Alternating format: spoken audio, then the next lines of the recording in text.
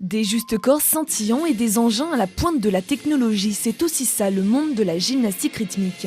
Et dans cette discipline peu médiatisée en France, vivre de ce sport est extrêmement compliqué, notamment pour les couturiers qui voient de plus en plus de clients partir chez la concurrence étrangère. La confection de juste corps est une activité pas tellement rentable.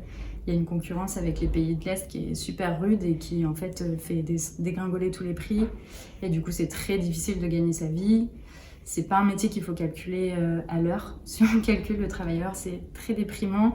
Mais le but, c'est vraiment de faire le plus de juste corps possible pendant une saison. Parce qu'en plus, comme c'est saisonnier, on gagne notre vie que sur la moitié de l'année. De son côté, et depuis 20 ans, Claire Treillet et ses coquelicots, comme sont appelés ses justes corps, qui habillent même l'équipe de France de gymnastique rythmique et de natation synchronisée, mise sur l'innovation et la créativité pour ne pas succomber aux influences des pays de l'Est. Moi, avant, quand j'ai commencé, j'avais pas Facebook, j'avais pas tout ça. Et il n'était pas question que j'ai une influence russe. Si les couturières en France ne cherchent pas à avoir aussi leur propre identité, elles auront toujours du mal à vivre. J'ai envie de leur dire, cultivez-vous, si allez dans les bibliothèques, regardez l'art de l'islam, l'art du Maroc, l'art chinois, l'art japonais, tout ça, il faut se nourrir si on veut être une créatrice. Des engins et des accessoires aux normes spécifiques impossibles à trouver dans les commerces traditionnels.